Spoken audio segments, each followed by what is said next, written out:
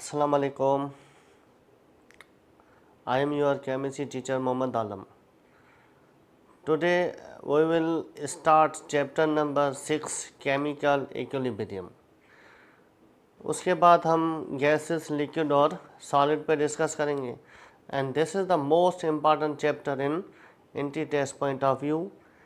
सो चलिए हम chemical equilibrium पर को डिस्कस करते हैं. केमिकल इक्विलिब्रियम में चैप्टर में ये है सिलेबस, यानी इसमें केमिकल इक्विलिब्रियम टॉपिक में कह रहा है define chemical equilibrium in terms of reversible reaction, यानी रिवर्सिबल रिएक्शन को आपने डिफाइन करना है. उसके बाद फॉरवर्ड एंड रिवर्स रिएक्शन पर ठीक है कुछ बातें हैं. मैक्रोस्कोपिक कैरेक्टरिस्टिक्स ऑफ ईच, यानी इनके बारे में पढ़नी है, फॉरवर्ड और बैकवर्ड रिएक्शन. उसके बाद है ली शटलियर प्रिंसिपल LCP. ये वाला सारा टॉपिक आपने पढ़ना है, इसके फैक्टर्स पढ़ने हैं. ठीक है, कौन से LCP पे फैक्टर्स हैं? कंसंट्रेशन, प्रेशर, टेम्परेचर, ठीक है, कैटालिस्ट. उसके बाद है सॉल्युबिलिटी प्रोडक्ट, उस सारे को कह रहा है एक्सप्लेन करें. तो कॉमन आइन इफेक्ट, ठीक है, सॉल्युबिलिटी प्रोडक्ट अगर समझ जाएंगे तो उसी से रिलेटेड है कॉमन आइन इफेक्ट टॉपिक है. और ये है बफर सॉल्यूशन. ठीक है, सॉल्यूशन का एक चैप्टर है, उसमें है बफर सॉल्यूशन और उसके टाइप्स. ये LCP में दिया गया है हेबर प्रोसेस, अमोनिया की फॉर्मेशन, मतलब कि सारा चैप्टर इसको हम कवर करेंगे. ठीक है, इसी पे ही आपने प्रैक्टिस करनी है, MCQs बनाने हैं. तो चलिए हम स्टार्ट करते हैं. केमिकल इक्विलिब्रियम, इस चैप्टर को समझने के लिए आप लोगों को पता होना चाहिए कि what is chemical reaction. Chemical reaction क्या होता है? What is chemical reaction? What is chemical reaction? The reaction in which two or more substances,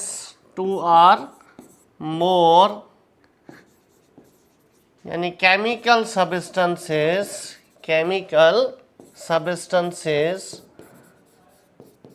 reacts, यानी इसमें क्या करती हैं? दो या दो से ज़्यादा चीज़ें आपस में क्या करती हैं? वो रिएक्ट करती हैं, तो एक नई चीज़ बनती है. न्यू सब्सटेंस इज फॉर्म्ड, यानी कोई नई चीज़ बनेगी, उसे हम कहते हैं केमिकल रिएक्शन. यानी कोई नई चीज़ बने, जैसे CaCO3, ठीक है, इसे कहते हैं कैल्शियम कार्बोनेट. आप जब इसको हीट करोगे, किसको? कैल्शियम कार्बोनेट को, ये एक सॉलिड किस्म का, यानी सॉलिड होता है कैल्शियम कार्बोनेट. इसको हीट करने से कौन सी नई चीज़ बनेगी? CaO, ये सॉलिड है, और गैस बनेगी CO2. देखें, CaO और CO2 ये इससे क्या है? चेंज है ना, यानी कोई नई चीज़ बने, उसे हम क्या बोलते हैं? Chemical reaction. यहाँ पे देखें, सोडियम सॉलिड है, क्लोरीन क्या है? गैस है. जब ये आपस में मिलते हैं तो क्या बनता है? नमक बनता है, NaCl. NaCl क्या है? सॉलिड है. तो इसके अंदर जो प्रॉपर्टीज़ होंगी NaCl में, वो सोडियम और क्लोरीन की नहीं होंगी. ठीक है, जब दो एलिमेंट आपस में मिलते हैं, कोई नई चीज़ बनती है, तो उसकी जो प्रॉपर्टीज़ हैं वो बनने वाली चीज़ों से क्या होती हैं? मुख्तलिफ होती हैं. ऐसे बोलते हैं केमिकल रिएक्शन.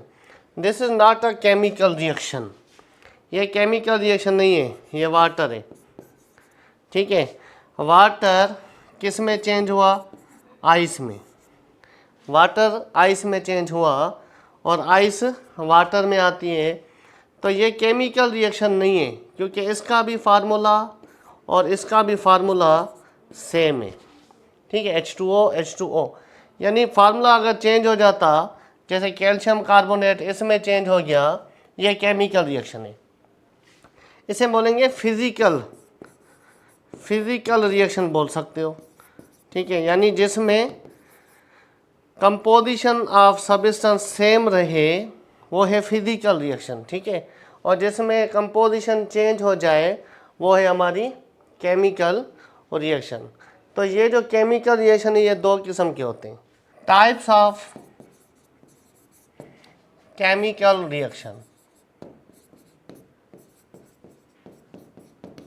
क्या डिस्कस करेंगे? Types of chemical reaction. मुझे बताएं केमिकल रिएक्शन के कितने टाइप्स होते हैं। Number 1, irreversible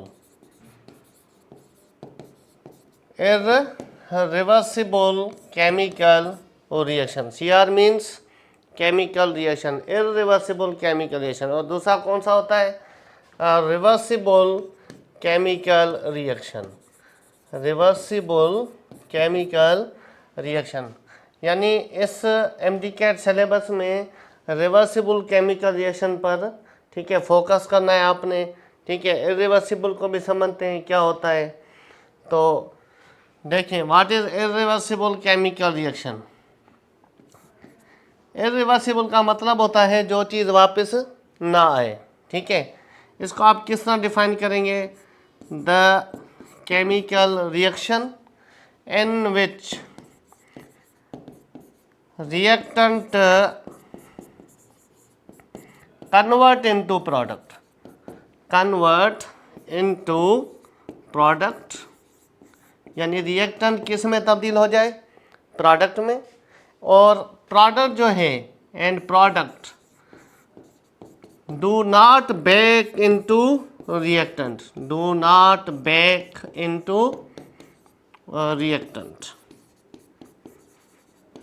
eight ordinary condition. जो कंडीशन हम उस पर अप्लाई करेंगे, ठीक है, एट ऑर्डिनरी कंडीशन, यानी रिएक्टेंट प्रोडक्ट में जाएगा और प्रोडक्ट वापस रिएक्टेंट में नहीं आएगी। तो देखें फॉर एग्जांपल, जैसे कंबस्शन है, जलने वाला अमल, कंबस्शन रिएक्शन, ठीक है, जलने वाला अमल, इसमें मैं मीथेन गैस है, मीथेन गैस को मैं जला रहा हूँ, ठीक है। यहाँ पे इसकी कंपोजिशन क्या है? CH4 है, ये ऑक्सीजन है, तो क्या बनता है? कार्बन डाइऑक्साइड प्लस में वाटर, ओके, प्लस में वाटर, प्लस में क्या बनती है? हीट। तो ये रिएक्शन कौन सी है? इरिवर्सिबल है। कार्बन डाइऑक्साइड वाटर वापस आएगा मीथेन और ऑक्सीजन में? नहीं आएंगे। तो ये कौन सी रिएक्शन हुई? इरिवर्सिबल, यानी जो चीज़ वापस ना आए, ठीक है, वो इरिवर्सिबल होती है। इरिवर्सिबल के और एग्जांपल कौन से हैं? न्यूट्रलाइजेशन रिएक्शन, बहुत से एग्जांपल हैं इसके। यानी न्यूट्रलाइजेशन क्या होता है? जिसमें एसिड और बेस आपस में मिलते हैं। एसिड किससे मिलता है? बेस के साथ, और नतीजन में क्या बनता है? नमक और पानी बनता है। नमक और पानी फिर वापस एसिड और बेस में नहीं आते, तो इसे हम क्या बोलेंगे? इरिवर्सिबल। जिसमें मेटल, याद रखना, एसिड के साथ रिएक्ट करें वो भी इरिवर्सिबल होता है। जिसमें मेटल नॉन मेटल के साथ रिएक्ट करें वो भी इरिवर्सिबल होता है। जिसमें मेटल बेस के साथ रिएक्ट करें वो भी इरिवर्सिबल होता है। तकरीबन ये कुछ निशानियाँ याद रखना, ये किसकी हैं? इरिवर्सिबल रिएक्शन की। हमारा जो चैप्टर है, ठीक है, वो है हमारा कंसर्न किसके साथ? रिवर्सिबल रिएक्शन के साथ ये ताल्लुक़ रखता है। तो देखें, तो ये जो चैप्टर है वो किसके साथ ताल्लुक़ रखता है? रिवर्सिबल केमिकल रिएक्शन के साथ। तो इस पे आपने थोड़ा फोकस करना है, reversible chemical reaction. What is reversible chemical reaction? इसको आप डिफाइन करें, the chemical reaction in which reactant reactant क्या होता है? जो चीज़ आपस में रिएक्ट करे, ठीक है, और ये लेफ़्ट साइड पे होता है, ठीक है, अमल करने वाली चीज़ें। तो रिएक्टेंट किस में कन्वर्ट हो जाए? रिएक्टेंट कन्वर्ट इनटू प्रोडक्ट, यानी ये प्रोडक्ट में जाएगा, और जो प्रोडक्ट बनेगी and product back into reactant, back into reactant. यहाँ पे एक बात नोट करना, ठीक है, रिएक्टेंट प्रोडक्ट में और प्रोडक्ट रिएक्टेंट में अंडर गिवन कंडीशन, यानी आपको कंडीशन गिवन हो, अंडर गिवन कंडीशन, तो वो होती है रिवर्सिबल रिएक्शन।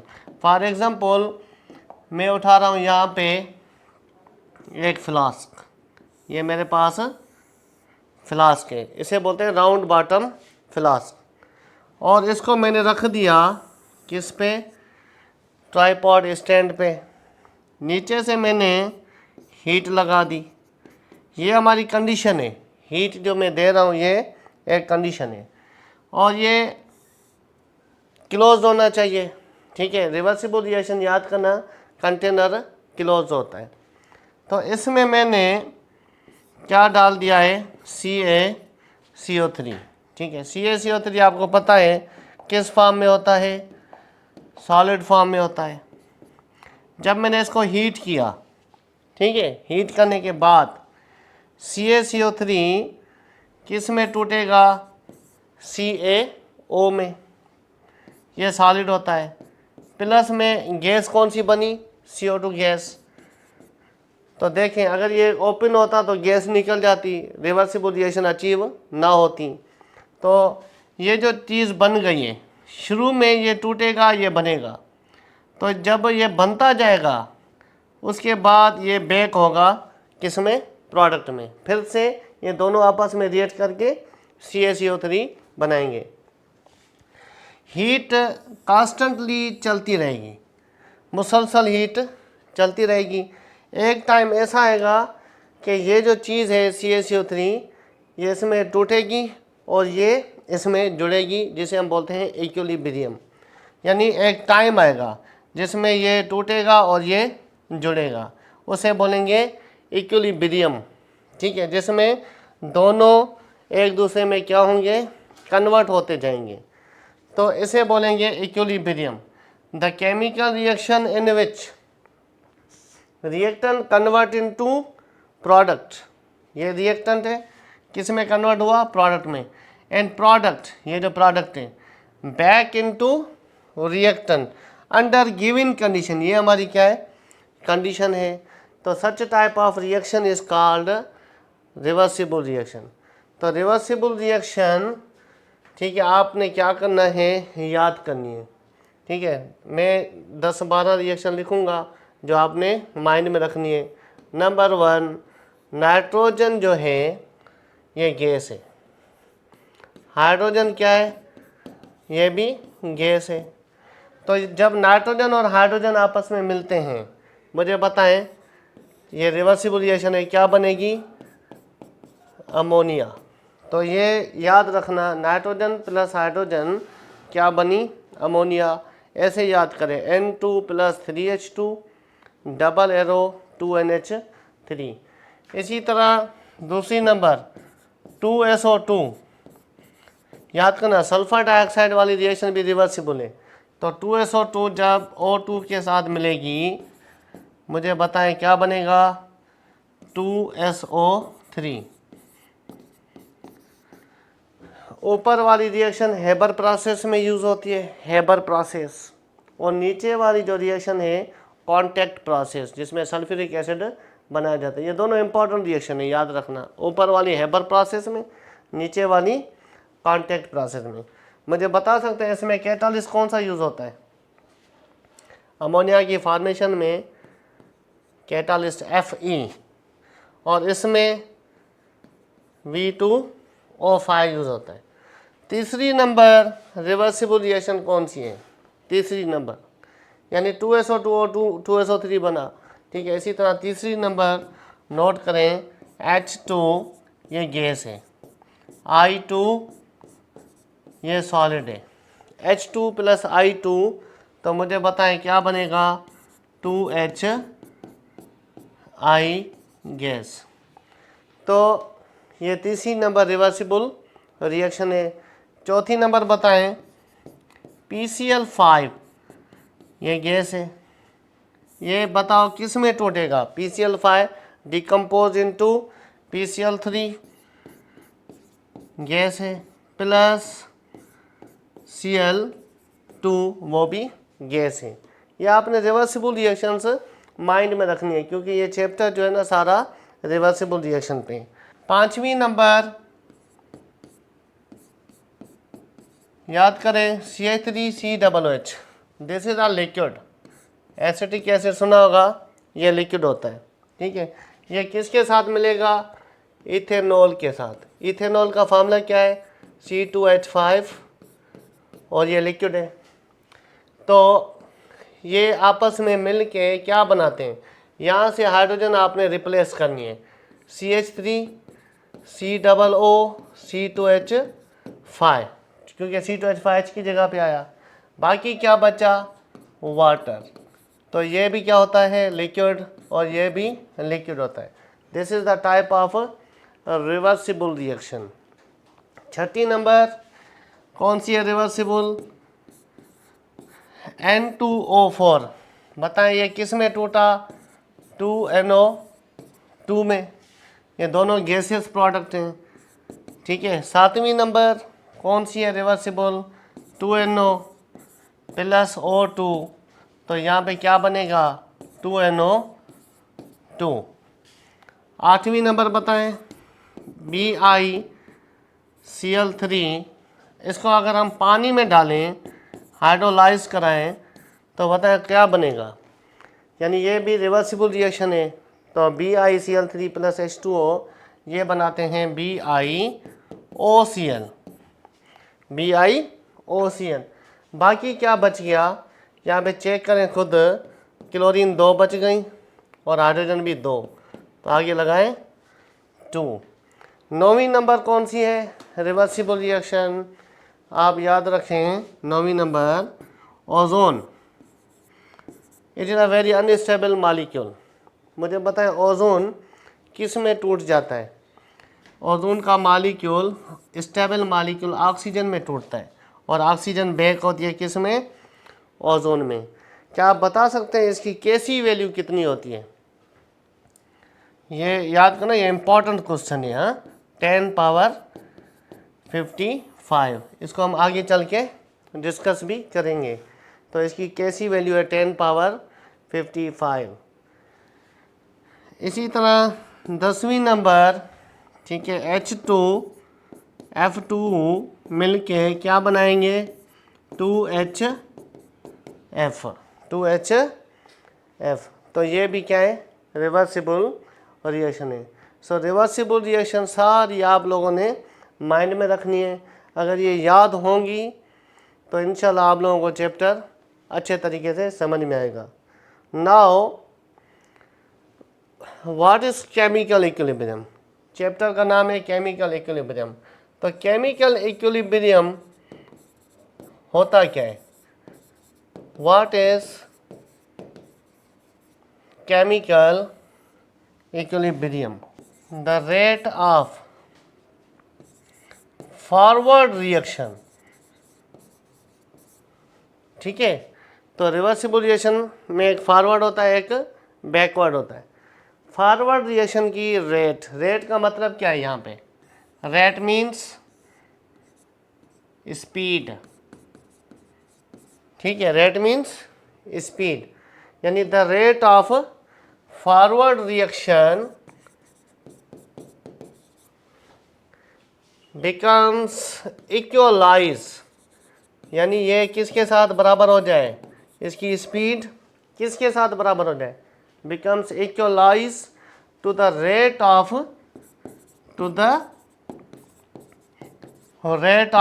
Backward reaction.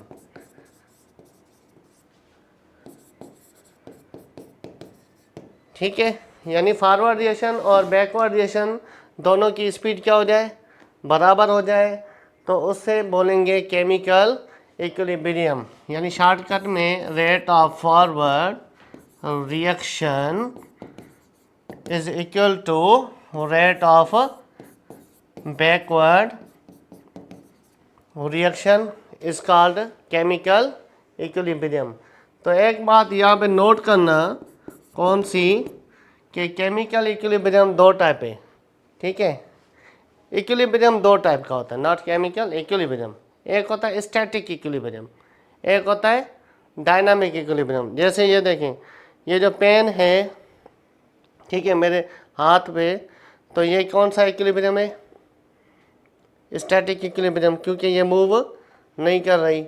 एक होता है डायनामिक इक्विलिब्रियम। डायनामिक इक्विलिब्रियम जो होता है ना, डायनामिक इक्विलिब्रियम, यहाँ पे डायनामिक का मतलब क्या है, मूवमेंट, मूवमेंट। तो आप अगर किसी भी चीज़ को, जो केमिकल रिवर्सिबल रिएक्शन है, जैसे मैंने यहाँ पे कैल्शियम कार्बोनेट डाला, इसके नीचे क्या रखी है हमने, हीट, ठीक है, हीट रखी है। जब आप इसको हीट करते हो ना, तो ये चीज़ टूट जाती है किस में, CaO में और CO2 में, और फिर ये वापस आती है किस में, CaCO3 में। तो यहाँ पे हमें पता नहीं होता, अंदर मूवमेंट चल रही होती है। जब इक्विलिब्रियम आती है ना, ये इसमें कन्वर्ट होता है और ये रिएक्टेंट प्रोडक्ट में, प्रोडक्ट रिएक्टेंट में, इस कंडीशन पे। तो ये अंदर सिस्टम चल रहा होता है, रिएक्टेंट प्रोडक्ट में, प्रोडक्ट रिएक्टेंट में। इस टाइप की मूवमेंट को हम क्या बोलते हैं, डायनामिक इक्विलिब्रियम। अगर आप हीट बंद कर दोगे तो एक चीज़ रहेगी, या फॉरवर्ड या बैकवर्ड, तो यानी वो स्टैटिक हो जाएगा। यानी अगर ये कंडीशन चलती रहेगी तो ये आपस में एक दूसरे में कन्वर्ट होते रहेंगे। तो इस तरह, इसी वजह से हम इसे बोलते हैं dynamic equilibrium. Why we call it dynamic equilibrium, because reactant convert into product and product back into reactant under given condition, therefore it is called dynamic equilibrium। तो इक्विलिब्रियम दो किस्म का होता है, यानी एक होता है होमोजीनस